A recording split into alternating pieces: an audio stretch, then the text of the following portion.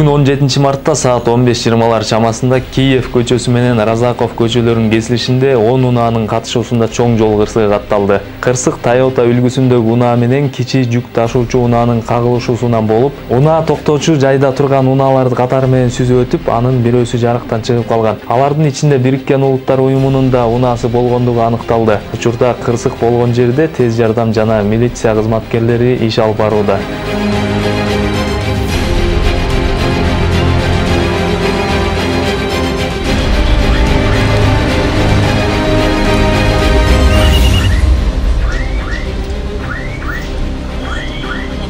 Мен атым он, машықтың ээси менмин.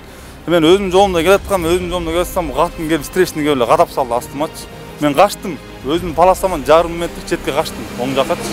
Ошында да болған жоқ, ошында да болбай келіп сүзіп салды да қадапчы. Ичимде адамдар болчу, тилекке каршы резко тормоз тебип алган жокмун.